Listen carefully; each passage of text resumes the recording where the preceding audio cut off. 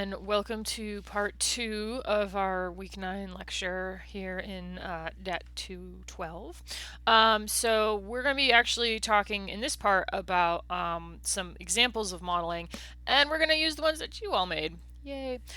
So we're looking at the mill wheel, some examples of the mill wheel from class, and I have these separated out by like the type of thing people did, right? So you'll see these all look kind of similar, and then there's certain other things that people did, and we want to talk about with examples that you have all made.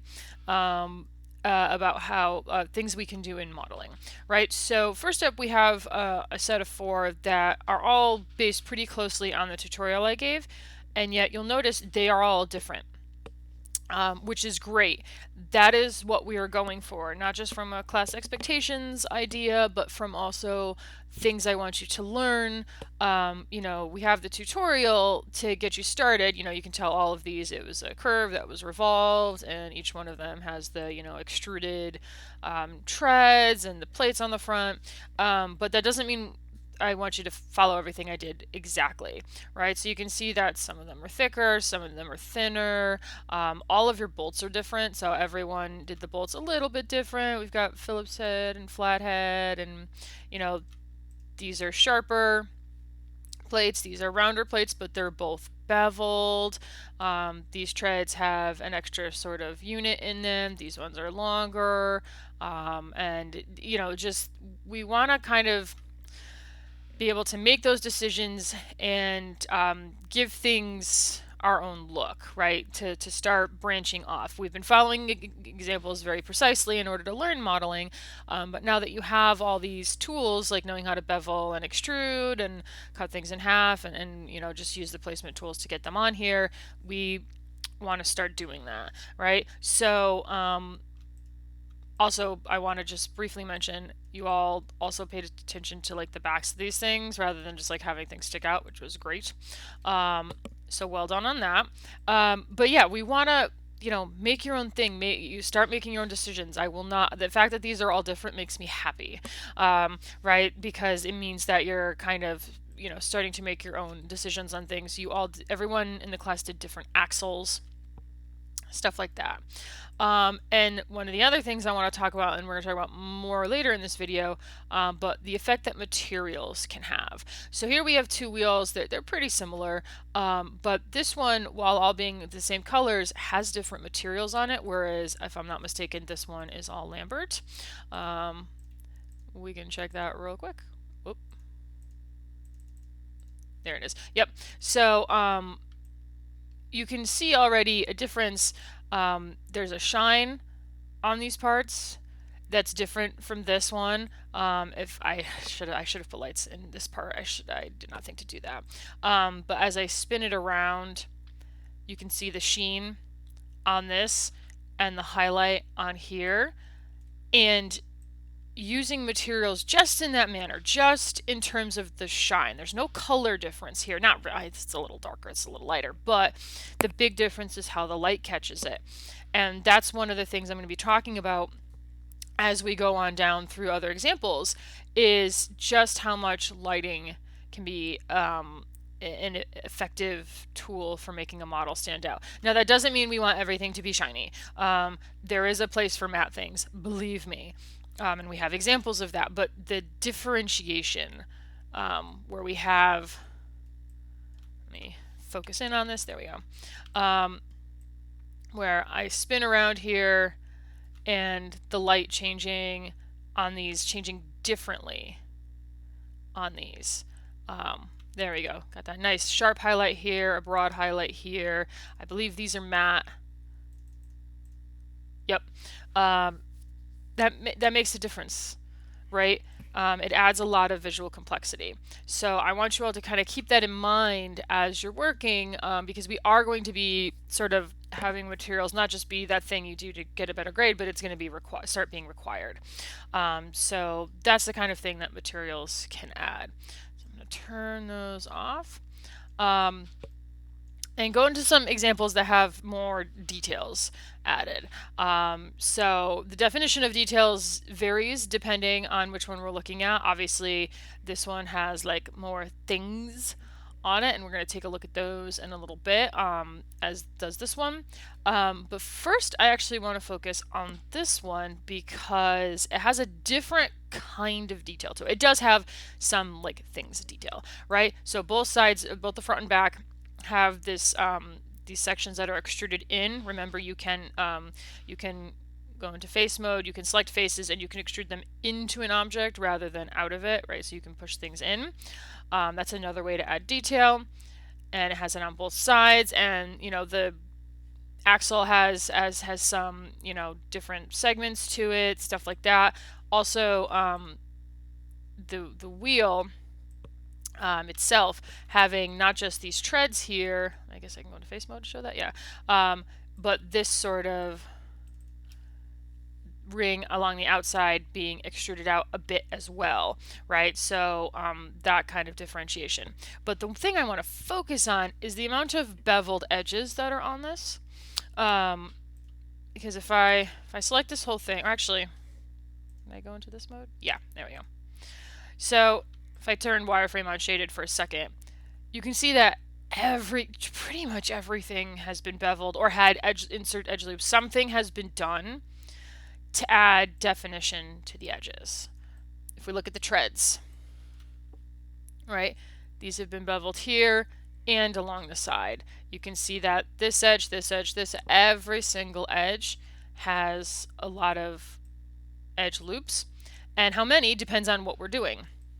So if we look out here, this broader edge, there's a little bit, but then look how dense they are in here, because the goal is to have that really sharp kind of look to it. There's also beveling going on in here. There's basically beveling going on everywhere. And it's also true even of something as simple as an axle, where this edge, the interior edge, and they're different depending on how much, how smooth or how sharp we want the edge to be. And the reason this is so important is we haven't gone over smoothing too much yet, but I want to show you how to preview something to be smooth. So if I select all of this and I hit the number 3 on the keyboard, it will give you a preview of what it looks like smoothed. It will not actually add any geometry. It can be a little bit wonky sometimes, but it gives you a good preview of what it looks like.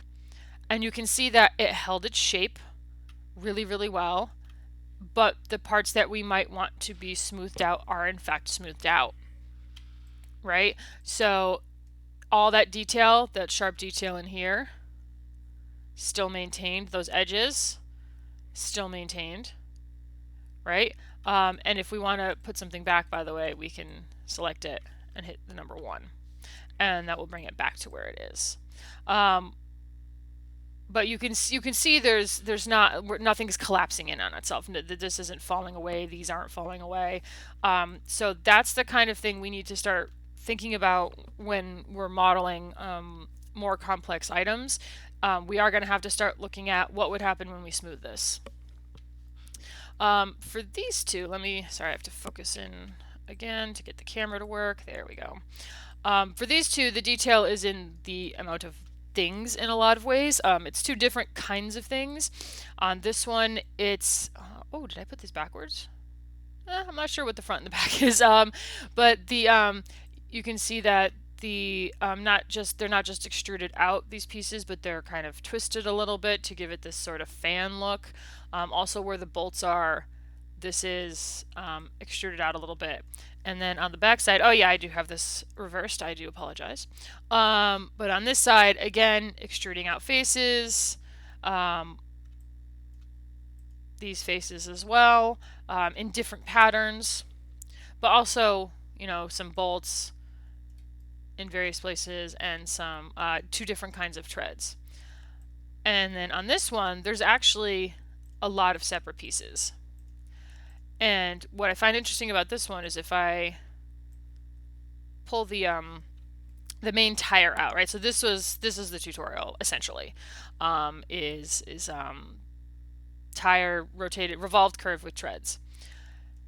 if we look at these by themselves, they're actually pretty simple. Not to, that's not a dig. It's just, being smart about things.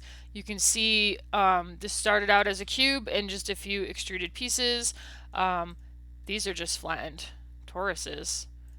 These are squashed circles, which actually probably should have been squashed squares, maybe for texturing purposes. But that combination of these things, these simple shapes, when placed on this tire, you get all this visual complexity. Even just a matter of these half circles are different than these half circles. These ones are squashed, these ones are rounder. That difference can add a lot of visual complexity. The fact that there's two different types of treads on this one can add to visual complexity.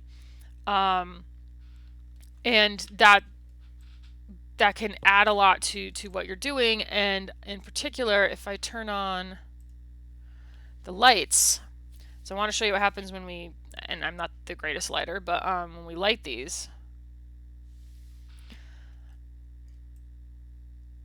all of those little bits have their own little shadows on them. All these different facets now have different lighting. All that work putting in those extra edge loops means that the light gets caught as kind of a highlight here and a shadow in these corners. And none of these have any fancy materials on. This is all Lambert gray, right? So this is all done with detail work, with just the right edge loops and the right things in the right places at the right time. And if I was to put on even the terrible shadows that this program does, all right, yeah, the shadow, it doesn't do a great job of casting the shadows, but the fact that this is raised up and then cast this shadow here times everything. All these little dots times everything. Right? This having different facets or these different insets, all these things, they catch the light. And that's another thing that we're trying to do. Not just make it look cool like in and of itself, although that's what we want, but we have to consider that there's going to be a light thrown on it, and we need things to catch the light. If it's just a flat surface, even if it's simple, if you don't have enough edge loops to get the right kind of corner, it's not going to catch the light quite correctly. Oop, I didn't light back there. My bad. Right? So this is why I'm always encouraging people to, push things out a little bit more. You can see these extra edge loops around the top of this make a big difference as compared to this corner right here, which doesn't have the extra edge loops. This part does. And you can see that gradation right there, as opposed to this really fine edge. Or there you go, look at that. Light to dark, it's gradated. All these that little detail in that bolt. That's what we're looking to do. So that's what happens when we add details to things.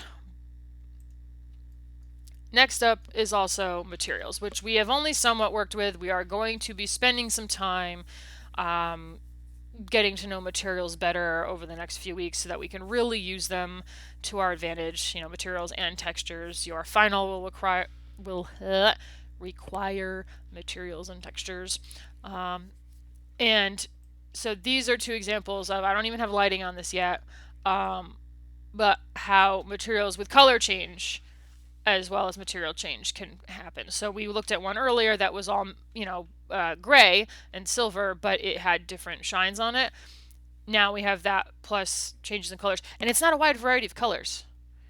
This is a matte black with like a matte chrome, or sort of a matte chrome, I don't know, like a dry brush chrome, and then like a shiny silver. That there's no green or blue or red, and yet the look at the depth you can get with the materials.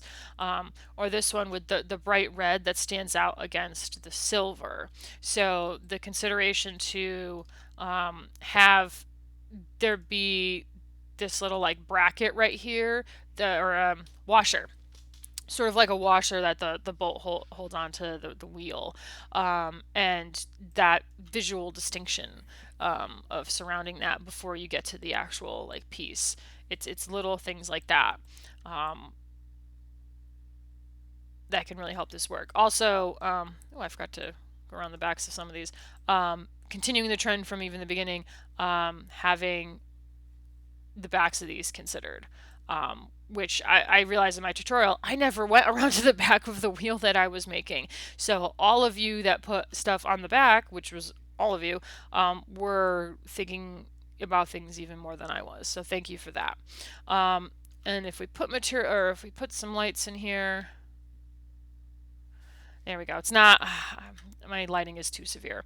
But you can see that when we have lights, and let me turn the shadows off for a moment. There we go. All those little shiny pieces catching the light a certain way. I believe this one also has a different material for the insets so that it's a little bit darker. But just having that area inset. Oh, wait, that was a trick, wasn't it? Stand by. I'm going to pull up an edge loop. So, this is the power of materials. There's no tread there. That is a flat surface. It looks like a tread because a different material was applied. Which means it's less work on modeling. It is some work on selecting things, and I can show you some ways to select things that'll make it a little bit easier, but that it gives the illusion of depth where there is none, which is great because depending on what we're working on, we like illusions. But I just wanted to show these as examples of like the power of considering your materials and considering what you can add to these sorts of things to make them work. Again, making all my stuff disappear for bringing the whole set up. So you all did, this isn't all of them, I didn't have room for everything, but you all did a great job with this assignment. I have to tell you that my professional working at a major studio husband actually walked in while I was working on these. He's like, "Whoa, cool, where are those?" And I was like, "Well, it's this thing that we did."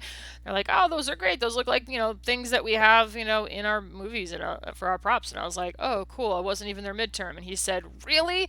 So now I'm going to show you your midterms. But he was very excited by these. He was he doesn't make that kind of stuff up. So he was genuinely impressed with the work you all did.